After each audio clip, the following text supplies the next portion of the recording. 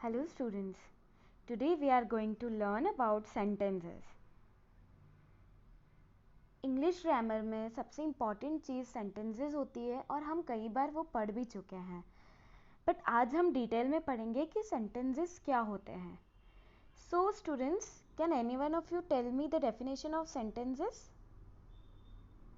Yes,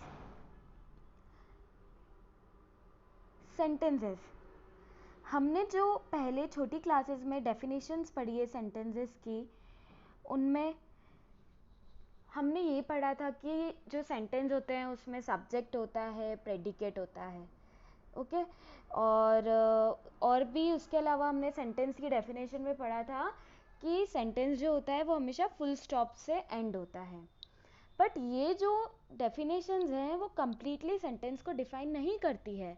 for example, अगर मैं बात करूँ कि जैसे हमने फर्स्ट चीज़ कही कि सेंटेंस में सब्जेक्ट और प्रेडिकेट होता है, तो अगर मैंने आपसे कहा कम हियर, ठीक है, तो यहाँ पर सब्जेक्ट तो है ही नहीं. जो मैंने सेंटेंस आपको कहा कम हियर, अब क्या इस सेंटेंस में कोई सब्जेक्ट है? नहीं, there is only a verb. ठीक है, तो सेंटेंस की जो डेफिनेशन हमने डिफाइन की थी कि वहाँ सब्जेक्ट और प्रेडिकेट होना चाहिए, ये कम्प्लीटली सेंटेंस को डिफाइन नहीं करती है. दूसरी चीज़ मैंने कहा कि हमने पहले पढ़ा था कि सेंटेंस हमेशा से फुल स्टॉप से एंड होता है, तो ये जो है वो भी डेफिनेशन कंप्लीट नहीं है. क्यों? क्योंकि कुछ सेंटेंसेस हमने देखे हैं, कुछ इंटरोगेटिव सेंटेंस होते हैं जहाँ क्वेश्चन मार्क का यूज़ होता है, कहीं कहीं पे एक्सक्लेमेशन का यूज़ होता है. ठीक है, तो ये सारी चीज़ें सेंटेंस को डिफाइन नहीं करती है. ये सारी जो डेफिनेशंस है ये पुरानी डेफिनेशंस है. अब हम पढ़ेंगे कि एक्चुअल में जो सेंटेंस होता है वो होता क्या है. Okay, so sentence, the sentence is a group of words that makes a complete sense, begins with a capital letter and ends with a full stop, a mark of interrogation or a mark of exclamation. देखो, ऐसा group of words जिसका कुछ complete meaning निकलता हो. ठीक है, ऐसा नहीं कि हम कोई भी ग्रुप ऑफ वर्ड्स ले रहे हैं जैसे की, टेबल, चेयर. ठीक है, इन सबको कंबाइन कर दिया हमने. ये ग्रुप ऑफ वर्ड्स तो है, लेकिन इसका कोई कंप्लीट मीनिंग निकल रहा है क्या? नो, उसका कोई कंप्लीट मीनिंग नहीं है. तो फर्स्ट चीज़ क्या हो गई कि उसका कुछ कंप्लीट सेंस होना चाहिए. ठीक है, now second thing is begins with a capital letter. जब भी हम किसी सेंटेंस को स्टार्ट करते हैं तो वो हमेशा किस चीज़ से स्टार्ट होता है? कैपिटल लेटर से स्टार्ट होता है. Okay, and ends with a full stop, a mark of interrogation, a mark of exclamation. मतलब कि या तो वो फुल स्टॉप से एंड होगा या क्वेश्चन मार्क से, या तो फुल स्टॉप से या क्वेश्चन मार्क से या फिर एक्सक्लेमेशन से एंड होगा. ठीक है, ये एक नॉर्मल डेफिनेशन है सेंटेंसेस की. अब हम इसके आगे पढ़ेंगे. सो सेंटेंसेस के टाइप्स क्या होते हैं एंड सेंटेंसेस कितने टाइप्स के होते हैं. So students, can any one of you tell me that how many types of sentences are there? Okay, there are 4 kinds of sentences. First one is declarative, second one is interrogative, third one is imperative, and fourth one is exclamation. See, declarative sentence makes a statement, interrogative asks a question, imperative gives command, and exclamatory shows strong feeling और emotions about something. ये एक normal define किया है जो 4 sentences होते हैं और ये किन चीज़ों से एंड होते हैं उनके मार्क यहाँ पर दिए हुए हैं. अब हम इनको डीपली पढ़ेंगे कि ये जो 4 टाइप्स के सेंटेंसेस होते हैं ये क्या होते हैं. Declarative sentence. Declarative sentence states facts, describe things और रिपोर्ट इवेंट्स. ठीक है, जो डिक्लेरेटिव सेंटेंसेस होते हैं वो किसी फैक्ट को बताते हैं, चीज़ों को बताते हैं या किसी इवेंट को बताते हैं। ठीक है, तो नॉर्मली जो डिक्लेरेटिव सेंटेंस होते हैं वो एक सिंपल सेंटेंस होता है। ठीक है, वो किसी भी पर्सन को डिफाइन करता है, उसके बारे में कुछ बताता है और एक स्टेटमेंट ड्रॉ करता है। जैसे कि इसके एग्जाम्पल क्या है, Mohan is a rich man. मतलब ये सेंटेंस हमें क्या बता रहा है कि मोहन क्या है, एक रिच पर्सन है। ठीक है, काजल इज एन इंटेलिजेंट गर्ल। अभी काजल के बारे में क्या बता रहा है कि वो एक इंटेलिजेंट गर्ल है। ठीक है, तो ये किसी स्टेटमेंट को डिफाइन करते हैं जो डिक्लेरेटिव सेंटेंस होते हैं। एंड वन मोर थिंग, जो डिक्लेरेटिव सेंटेंस होते हैं उनको हम अफर्मेटिव सेंटेंसेस भी बोलते हैं। ठीक है, अब जो डिक्लेरेटिव सेंटेंस है, डिक्लेरेटिव सेंटेंस अफर्मेटिव भी होते हैं और नेगेटिव भी होते हैं, दोनों टाइप के सेंटेंस होते हैं। ठीक है, और डिक्लेरेटिव सेंटेंस को हम एक और चीज़ बोलते हैं, दैट इज असर्टिव।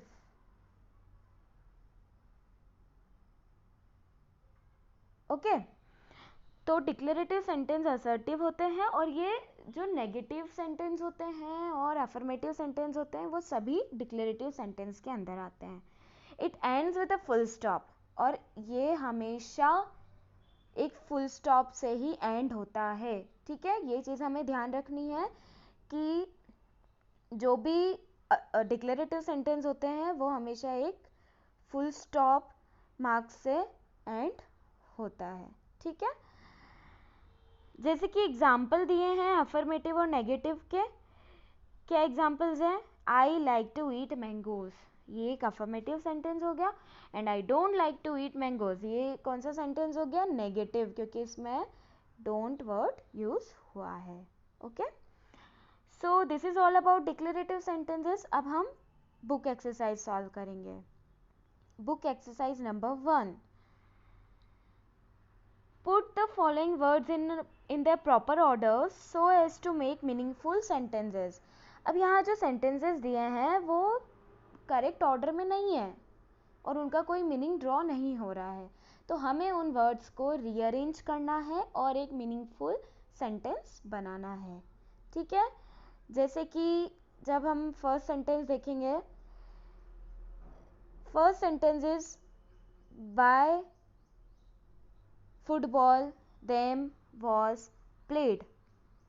ठीक है, अब इसको हम जब रीअरेंज करेंगे तो सबसे पहले हम ढूंढेंगे यहाँ पर कि किस चीज़ से सेंटेंस स्टार्ट होगा, दैट इज सब्जेक्ट। तो यहाँ सब्जेक्ट क्या है, फुटबॉल। ठीक है, उसके बाद हेल्पिंग वर्ब ढूंढेंगे, तो हेल्पिंग वर्ब क्या है, was. Then third one is played, क्योंकि ये वर्ब है हमारी। और फिर उसके बाद जो हमारा ऑब्जेक्ट है पीछे का वो है बाय देम। तो स्टूडेंट्स, मैंने यहाँ पर 2 क्वेश्चंस जो हैं वो आपके लिए सॉल्व किए हैं और उसके अलावा जो बाकी के हैं वो आपको होमवर्क है और आपको वो सॉल्व करना है। ठीक है, second one is you school did the visit when. अब यहाँ पर पीछे क्या है, क्वेश्चन मार्क। ठीक है, तो हम इसका मतलब कि ये एक जो सेंटेंस है वो किस चीज़ से स्टार्ट होगा, किसी WH वर्ड से या फिर हेल्पिंग वर्ब से। तो यहाँ हमें व्हेन वर्ड दिया हुआ है तो हम व्हेन से स्टार्ट करेंगे, when. Then helping verb is did, then उसके बाद जो सब्जेक्ट है वो क्या है, यू। देन विजिट क्या है, verb, when did you visit the school. ठीक है, तो ये, और फिर लास्ट में हमें ध्यान रखना है कि ये किस चीज़ से एंड होगा, क्वेश्चन मार्क से एंड होगा। सो स्टूडेंट्स, ये 2 एग्जाम्पल्स थे। अब उसके आगे के ये जो हैं वो आपके लिए होमवर्क है। Okay, book exercise number 2, change the following sentences into negative sentences. अब यहाँ जो सेंटेंसेस दिए हुए हैं आपको उनको नेगेटिव सेंटेंस में चेंज करना है। ठीक है, फर्स्ट सेंटेंस है the gardener is watering the plants. ठीक है, अब जब भी हम नेगेटिव बनाते हैं तो या तो डू या डिड के साथ हम नॉट लगा देते हैं, ठीक है, या फिर वर्ब के पीछे हम नॉट लगाते हैं, ठीक है, या फिर हेल्पिंग वर्ब के पीछे हम नॉट का यूज़ करते हैं, not, never, no, not, never, ठीक है, डू नॉट, और ये सारे जो हैं वो नेगेटिव सेंटेंसेस को बताते हैं, ठीक है। तो सबसे पहले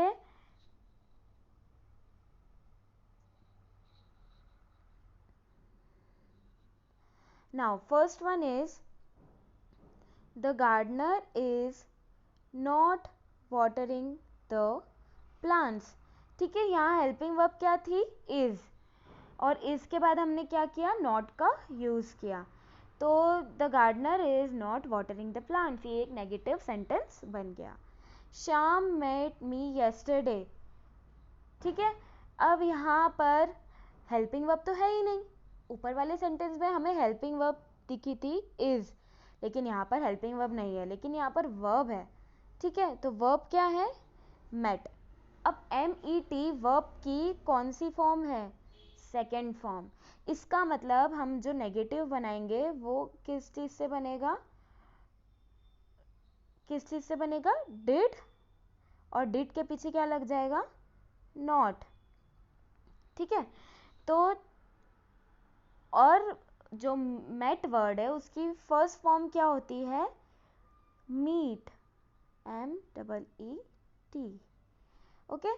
तो हमारा सेंटेंस बन जाएगा Shyam did not meet me yesterday, क्योंकि आपने यहाँ डिड नॉट लगाया और डिड जो है वो वर्ब की सेकेंड फॉर्म है, इसलिए पीछे जो वर्ब होगी वो फिर से फर्स्ट फॉर्म में चेंज हो जाएगी, ओके। तो इसके आगे के जो और 8 पार्ट्स हैं वो आपको सॉल्व करना है, that is homework for you. Now another type of sentence that is interrogative sentence. Interrogative sentence के बारे में आपको पता है, interrogative sentences ask questions, they end with a question mark, ये हमेशा किस चीज़ से एंड होते हैं, क्वेश्चन मार्क से, ठीक है, और ये हमेशा क्वेश्चन पुट अप करते हैं।